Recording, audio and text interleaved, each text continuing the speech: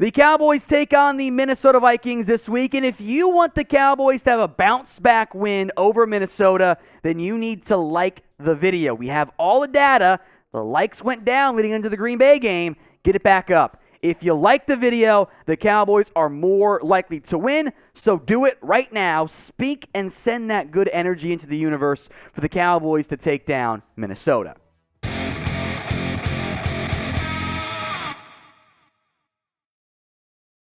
You're watching the Cowboys Report. I am Tom Downey. It's our Week 11 NFL preview. Cowboys, Vikings, some injury news and notes coming up here. Dallas on the road, and as we sit here filming this, they're actually favored over the Minnesota Vikings, who are 8-1. They won a thriller over the Buffalo Bills in one of the more fun and bonkers games you'll see this year.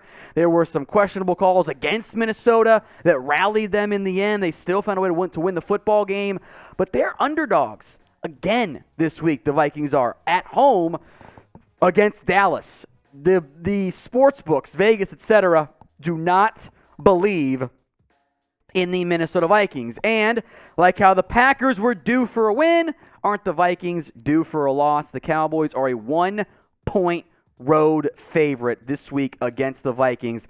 I very much hope Vegas is right, because you got to start winning some football games. You can't have a 2-game losing streak entering Thanksgiving and that tight turnaround.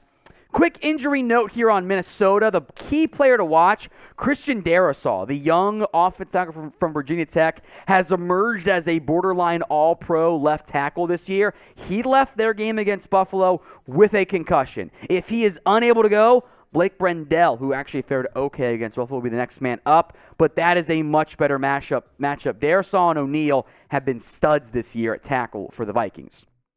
All right, Cowboys injury news and notes here. We'll go in order. Anthony Brown first up, the head injury, a concussion for Brown. It is early in the week. We're not going to know more until later on when we figure out exactly what the situation is there in terms of when he could hypothetically clear protocol. It will end up taking some time to know, because that's how concussions work these days. In the event Brown cannot go, Kelvin Joseph is the next man up on the outside. The second-round pick has been a disappointment so far. He's got talent. He's got upside. If I'm Minnesota, I'm trying very, very hard to get Justin Jefferson matched up on Kelvin Joseph. We'll spend some more time on those matchups in a little bit. Revenge game for Anthony Barr if he can play. Hamstring injury for Barr. Did not play at all last week. Did not practice. If he can't practice here on Wednesday, that does not bode well for Barr. The Cowboys played Micah and LVE at off-ball linebacker. Jamon Clark got a grand total of 7 snaps. I don't like that. Just play Micah at edge rusher. It's where he's better. It's a better maximization of his talents, and I like the run defense really stop things all that much from that standpoint. So we'll see about what the Cowboys do there. Finally, Ezekiel Elliott did not play after it was expected to go for Elliott and the Cowboys there. But that is a red flag for the Cowboys that he was unable to play for Dallas. The hope is he goes this week. We will have to wait and see. 4.1 average for Ezekiel Elliott.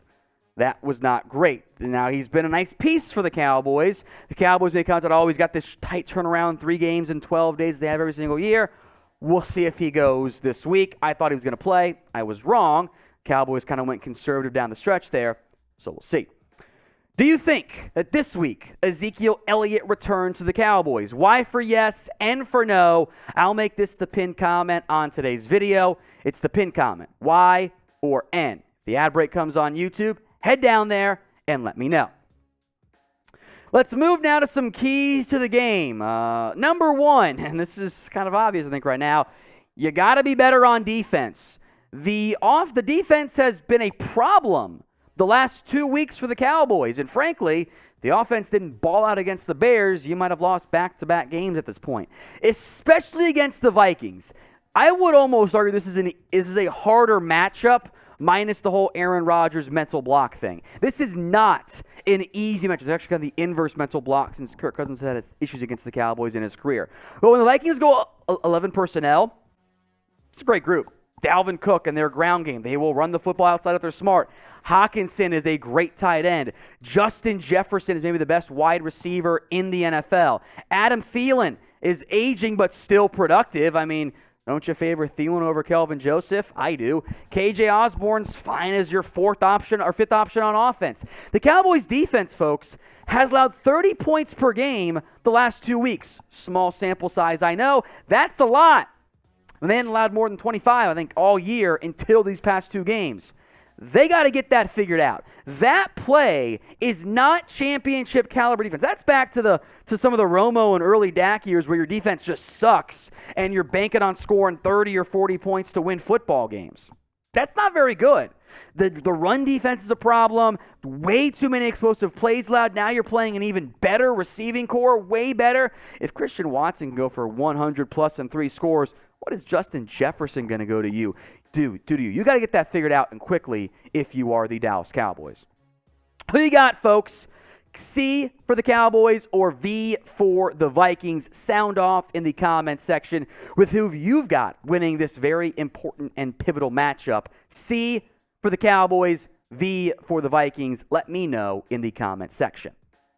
Today's Cowboys Report is presented by LinkedIn Talent Solutions. These days, every new potential hire can feel like a bit of a high-stakes wager for your small business. And you want to be 100% certain that you have access to the best qualified candidates available. That's why you have to check out LinkedIn Jobs. LinkedIn Jobs helps find the right people for your team faster and for free. It's very easy to hire people from LinkedIn Jobs. We have too.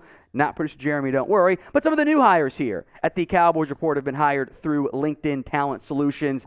You will love the results you get there. Super easy to create your free job post.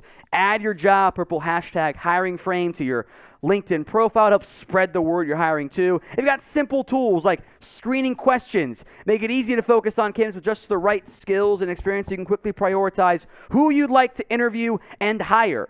If you want to finish the year strong, and you want like the Cowboys need to finish the year strong, you got to hire the right team member to make that happen. It's a big reason why small businesses rate LinkedIn Jobs #1 in delivering quality hires versus leading competitors. LinkedIn Jobs helps you find the qualified candidates you want to talk to faster. Post your job for free at linkedin.com/NFL Daily. That's linkedin.com/NFL Daily to post your job for free.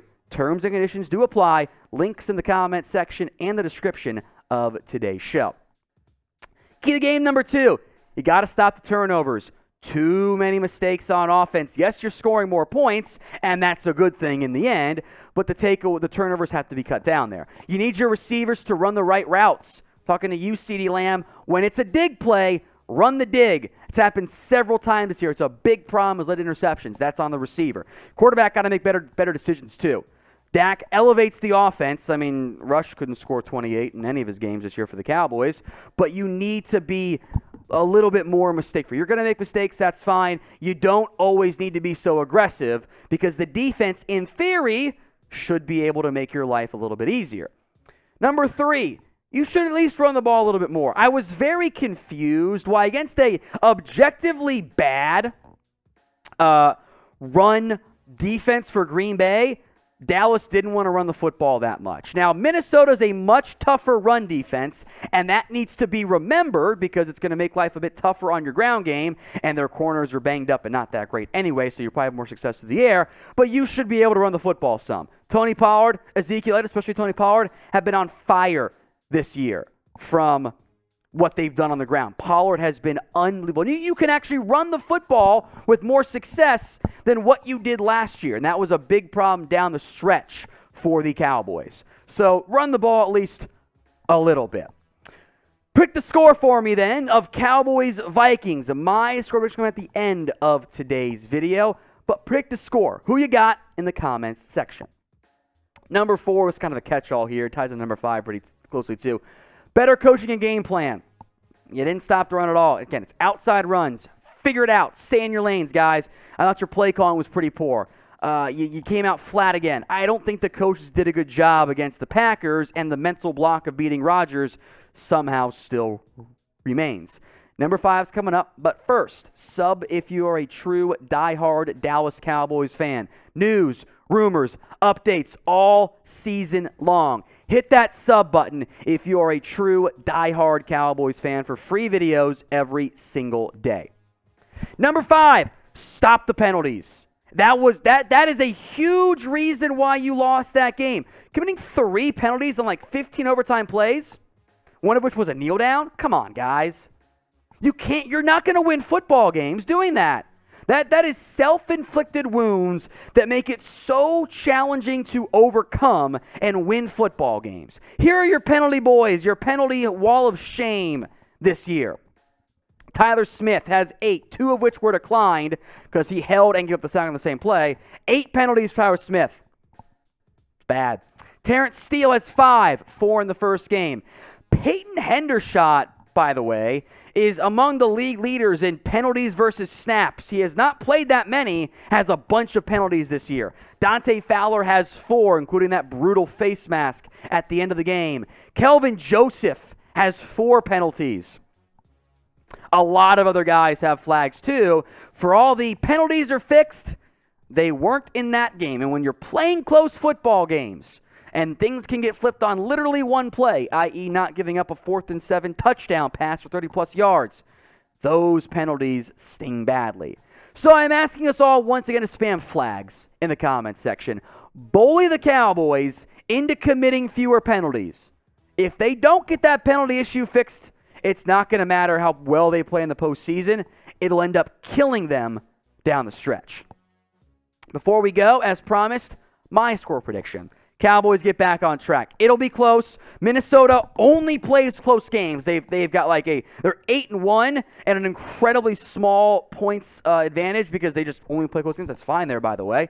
Cowboys win 27-25. I've got Dallas winning. I hope I'm right.